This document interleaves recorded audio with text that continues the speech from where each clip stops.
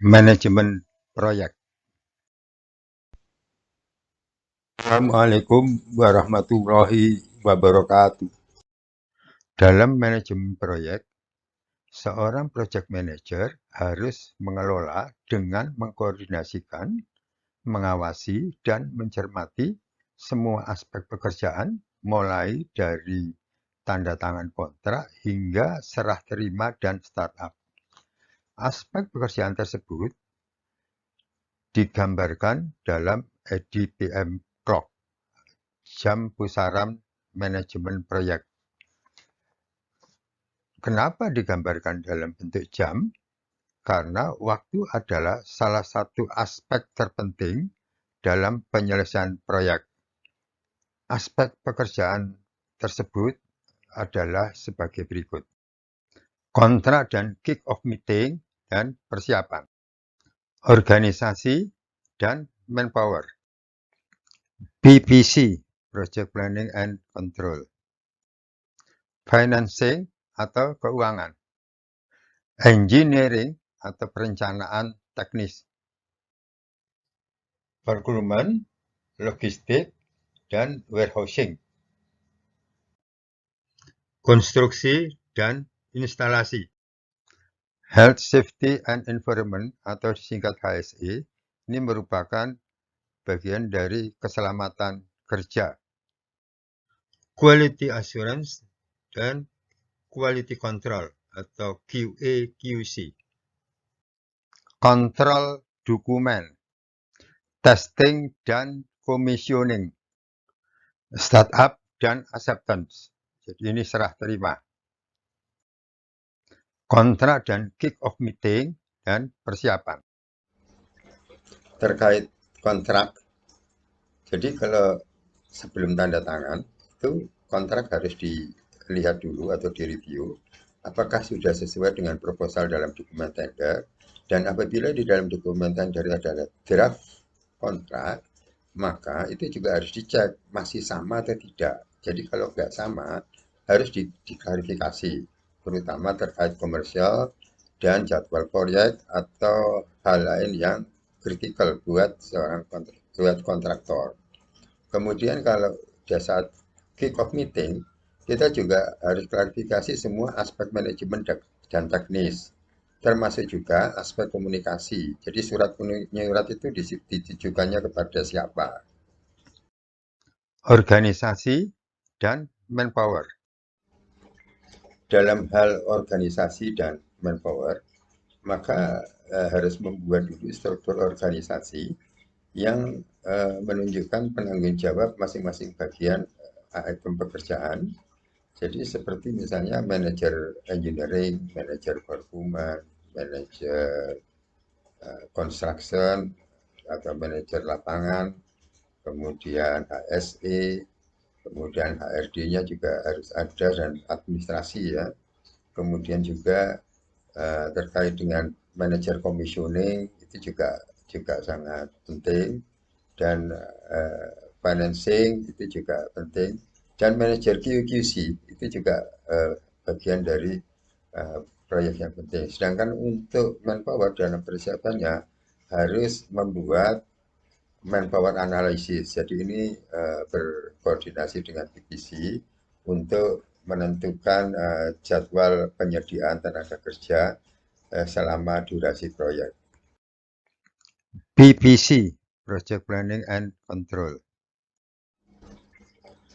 Bagian PPC ini harus segera membuat project schedule di awal yang terkait dengan item pekerjaan, urutan pekerjaan, kemudian critical path, dan juga di sisi lain juga harus membuat S-curve.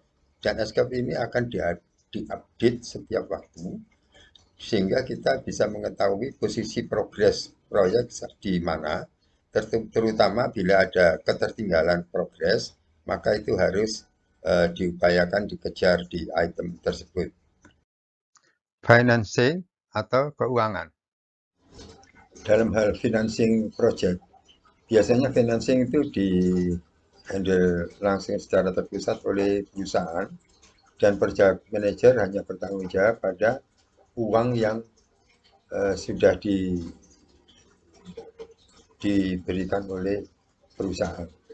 Jadi batasannya adalah sesuai dengan budget yang sudah diajukan, yang tentu ini dulu sesuai dengan project schedule dan cash flow yang sudah kita ajukan. Engineering atau perencanaan teknis. Engineering. Hal penting dalam engineering adalah kalkulasi dan desain. Itu harus sesuai dengan standar dan spesifikasi di dalam kontrak. Di samping itu juga harus mempertimbangkan sisi construction atau instalasinya. Di samping itu, engineering itu bertanggung jawab atas pembelian barang juga, di mana data teknis dan spesifikasi itu harus disampaikan kepada vendor, dan di dalam penawaran juga harus dievaluasi oleh engineering sebelum dilakukan pembelian. Procurement, logistik, dan warehousing.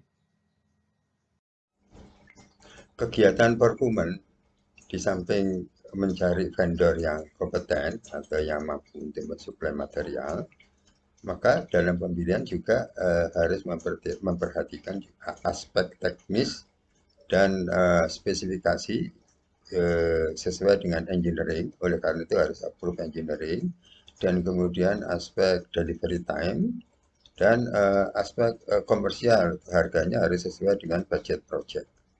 Di samping itu, procurement itu bertanggung jawab pengadaan material itu hingga sampai ke site. Jadi harus ada administrasi yang memonitor status dari material tersebut. Jadi mulai dari pabrik, FAT, bila ada, hingga ke site. Konstruksi dan instalasi. Untuk konstruksi dan instalasi, jadi bagian ini sangat penting dan waktunya panjang karena biasanya melibatkan banyak personel untuk pemasangan dan menghandle beberapa subkon. Jadi di dalam konstruksi ini harus memperhatikan metode kerja, metode pemasangan, dan merefer kepada engineering. Jadi itu harus koordinasi dengan engineering secara terus-menerus, juga dengan vendor terkait dengan prosedur pemasangan dan commissioning. Sehingga di dalam konstruksi dan instalasi ini harus komplain dengan metode atau vendor requirement, tapi juga harus sesuai dengan client requirement. Dan dalam hal ini juga masalah safety di dalam construction dan installation menjadi suatu hal yang sangat penting. Health, Safety, and Environment atau disingkat HSE ini merupakan bagian dari keselamatan kerja. Kegiatan HSE memberikan arahan dan monitor pekerjaan agar tetap sesuai standar keselamatan. Kemudian melakukan daily safety meeting bagi pekerja guna menciptakan budaya keselamatan tetap terjaga. Jadi pekerja harus berpikir safety first. Mereview safety job analysis setiap item pekerjaan yang akan dimulai. Memonitor dan mengingatkan ke manajemen proyek terkait HSE. Bila terjadi kecelakaan, yang bertanggung jawab tetap manajer atau pimpinan yang terkait dengan pekerjaan tersebut. Quality Assurance dan Quality Control atau QA/QC.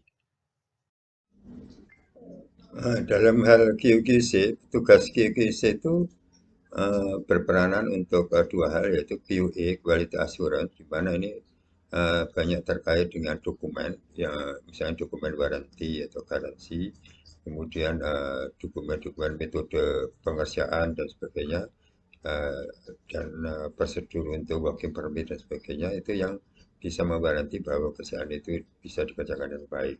Sedangkan QC itu juga terlibat banyak untuk pengecekan material yang akan dipasang dan hasil dari pekerjaan yang dipasang itu sudah sesuai dengan standar atau belum, dan sesuai dengan requirement atau specification dari klien atau belum. Saya kira itu. Kontrol dokumen. Kontrol dokumen, bagian ini memonitor lalu lintas dokumen, yaitu dokumen engineering, dokumen procurement atau vendor, dokumen construction, dokumen commissioning, sehingga itu akan sangat bermanfaat nanti di akhir proyek. Semua dokumen sudah tersedia dan bisa diserahkan kepada klien. Testing dan commissioning. Testing dan commissioning. Di testing ini biasanya ada suatu 3 tahap. Jadi kalau testing itu biasanya individual, misalnya ngetes pompa gitu, atau ngetes device tertentu, alat tertentu. Dan kemudian yang kedua itu ada pre-commissioning. Misalnya di satu island, misalnya di water treatment, ngetes di sistemnya water treatment aja. Kemudian yang commissioning itu adalah secara keseluruhan project, jadi integrasi dari semua subsistem-subsistem tersebut. Jadi dilakukan commissioning sebelum dilakukan startup. Startup dan acceptance. Jadi ini serah terima. Startup dan acceptance. Jadi ini sebelum serah terima biasanya dilakukan startup. Misalnya kalau steam turbine itu 3 kali 24 jam. Nah, setelah itu kalau sudah oke, tidak ada permasalahan, diserah terimakan dan berita acara serah terima bisa ditandatangani. Demikian urian singkat mengenai project management. Wassalamualaikum warahmatullahi wabarakatuh.